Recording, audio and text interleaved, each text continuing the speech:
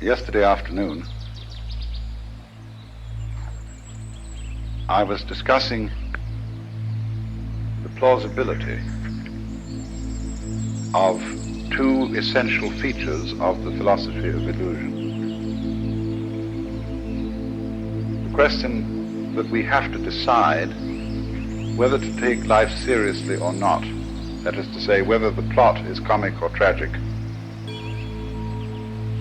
and the question of who are you, and are we to say that I myself, right down at root, am just a little kind of jerk of some kind that really has nothing to do with this cosmos, but just arises in it and is here on sufferance for a short period, and then absolutely nothing follows, you see. Or the alternative to that is what I really am, the same as the whole thing, that is, the works, the it, or whatever you want to call it, Brahman, God, the Tao, the great void, the Buddha nature, I don't care, the self, anything, any name you want. You know, in a famous debate that was settled by the sixth patriarch of Zen, there were two monks arguing when a flag was flapping in the wind, whether it was the wind or the flag that was moving.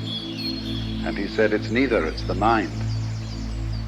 After all, when you see a sailing boat, and there's a man in the sailing boat, who is moving the boat? Is it the wind moving the boat? Or is it the man moving the boat because he was smart enough to put up a sail? Much smarter way of getting around than rowing. You don't have to work. It's intelligence, you see, the mind that moves the boat. So in just the same way, each one of us uses the universe to get around. And the universe uses us to play with and to make games and patterns and to do its stuff. So because we seem to be disconnected and entirely sealed within our skin, that is a very deceptive thing, because the skin is not really the boundary of man. But what we will always find out in the end, when we meet the very strange thing, and we look into the distant reaches of space, there will one day be the dawning recognition, that's me. Why, that's me. And the whole game of the universe, you see, is to appear as strange to itself as it possibly can.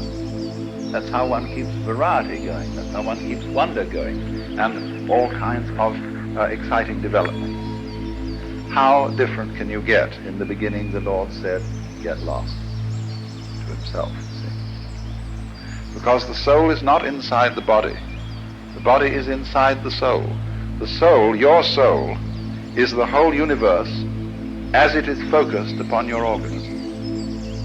It shows, in other words, that your mind is very largely outside your body. Mind and matter are, of course, polar. They go together. There are two ways of thinking about the same thing, or shall we say two dimensions of the same thing, just like length and breadth, or just, shall we say, like shape and color. And the difficulty that people have in trying to reduce one to the other, saying, well, the world is only material, or saying, on the other hand, that it's only mental, is the same difference you would have in trying to reduce all shapes to colors or all colors to shapes. They go together so perfectly and yet stay so marvelously different. That's why the Buddhists say, difference is identity. Identity is difference. It sounds goofy, but it makes a great deal of sense, because what it's saying is a relational thing, that you don't know what identity is unless you know what difference is. You don't know what difference is unless you know what identity is. That relationship between so-called opposites is called in the Chinese mutual arising. So they say to be and not to be arise mutually. The totality of the cosmos focused at each point, you see, gives rise to the illusion of the independence of the point from the whole. Just as the human being, by virtue of having an enclosed epidermis, and to be able to walk instead of having to be rooted to the ground, presents the illusion of being separate. And it leads, practically speaking, to the serious problem of ecological blindness. That is to say, to the ignorance which most human beings seem to suffer from, especially in our culture, that they are inseparably related to their physical environment.